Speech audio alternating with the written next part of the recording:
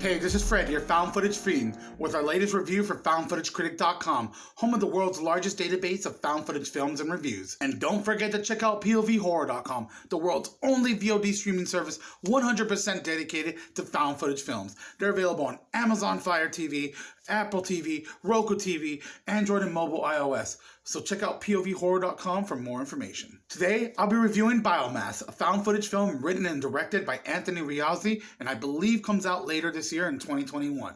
So since this movie isn't even out yet, it's barely made its premiere at a festival, I'm gonna keep it very vague but informative, like we always do here at Found Footage Critic. When a whistleblower is caught leaking footage of human experimentation from a secret facility based in New Mexico to an anonymous website, his friends and a news crew must now team up and go on a rescue mission. But when a biological contaminant has affected the entire facility, what turns out to be a rescue mission is now a fight for survival. Now, the movie has quite a few people in it. We have Juliette Lopez, who plays Nancy. She's the news reporter. We have Brendan Wedner, who plays Darren. He is the main guy and who I believe operates or at least helps operates this anonymous website. We have, who is probably one of my favorites in this movie, Alejandro Montoya Moran, who plays Mike. He also helps run or operates this anonymous website. We have Matthew Page, who plays the news camera guy, another favorite of mine in the movie. We have Steve Cormier, sorry if I said that wrong, who plays Dr. Graff. We have Catalina Parrish, who plays Rebecca. And then we have a very small role in the movie, but very effective for me, and another part I really liked. We have Nomar Rizzo, who plays Ramon. Now, I really enjoyed the way this movie is told. We have a couple of different narratives or perspectives. We have the perspective of Mike and Darren, who run the anonymous website. They're there to rescue their friend, but as well as gather as much information and expose this facility. We have the other narrative, who is the news angle. They're doing a story on missing people who they believe are linked to and around this base. So they're there to get as much information and expose what's going on there as well. Plus, I really enjoyed the different camera angles and stuff like that. It really helps, you get immersed into the movie. And it's kind of justified how everything is edited into the movie. Okay, you will watch this and be like, okay, well, how are the security cameras mixed into this movie altogether? That is explained a little bit in the movie itself, how they got the footage themselves and were able to upload it.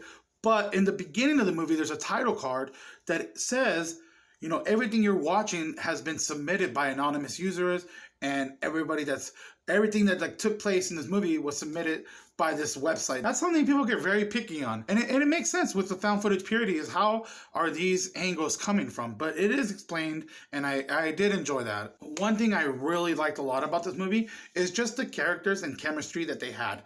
And a lot of that is due to them actually knowing each other before the movie was shot.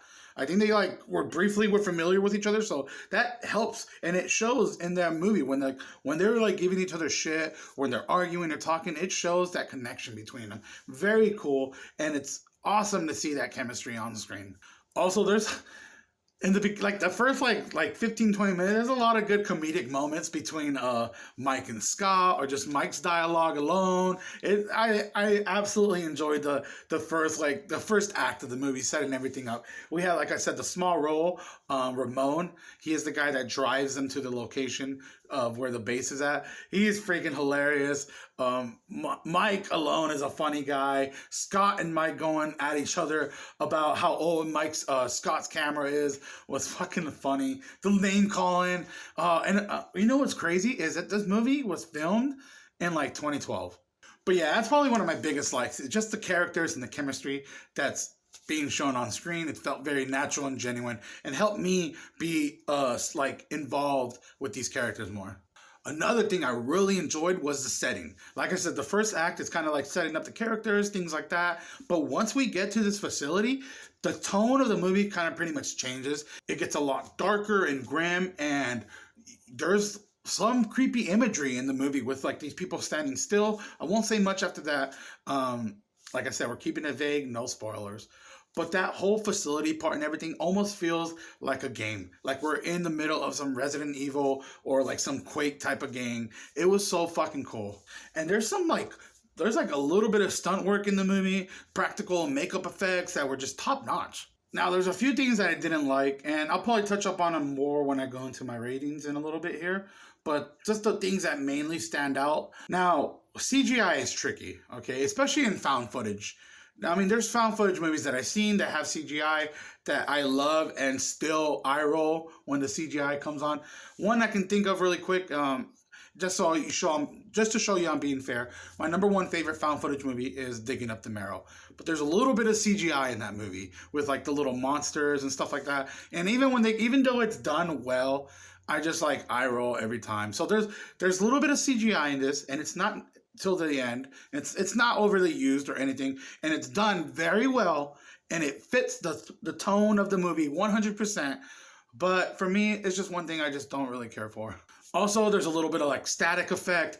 Now that can be justified with the security camera footage and stuff like that, but I don't know. It doesn't make sense to me when there's static. I guess the camera is damaged or something. The static effect is just a weird thing to add, in my opinion. And it doesn't mess the movie up. It doesn't make the movie horrible at all. And it's not constant, but it's just enough to where I'm just like, come on. And there's a little bit of music and a montage in it. The very beginning of the movie, it says that everything we're watching was like essentially like submitted by this anonymous website for us to view. So we're watching it as if we just stumbled across this video online on like Reddit or something. So the music can be justified why it's in there. It was edited in by somebody from Anon. But I don't know. It just doesn't make sense sometimes. Unless it's like coming from like they're listening to the radio while they're driving or something. It looks cool. Don't get me wrong. The little montage is freaking awesome. I'm not saying that ruins the movie at all. As you know, we have 6 ratings over here at Found Footage Critic. The first one is reason for filming. I'm going to go ahead and give this a solid 10. Like I said at the beginning, there's like 2 or 3 narratives. We have the main narrative from Mike and Darren. They're running the Anon site. They need to document everything to expose this facility. Can completely get the constant need for filming. Plus, they're not holding up cameras. They have like cameras on like a mic, or like Mike has his camera like attached to his glasses and everything. The only camera that we really see is from the news reporter. Now we have the other narrative. We have the news angle.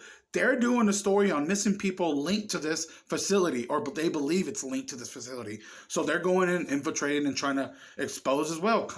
Completely justifiable reasons, and 100% why the constant need of film. Believable cinematography.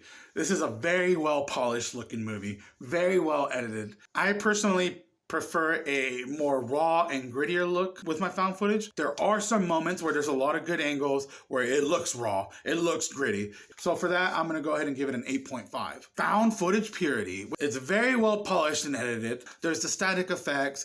So we have different point of view angles because everybody has their own cameras.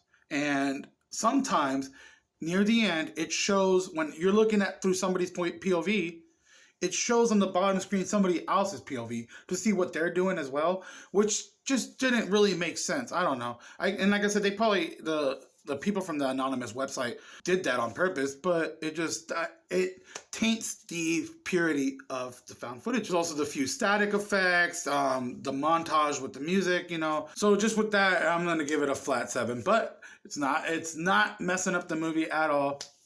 Let's move on. We have acting, which I'm going to give this a solid 9.5. Now, aside from some of the supporting cast that felt a little bland, like the doctor, the main cast was just a joy every time they were on screen. They're arguing to them just talking.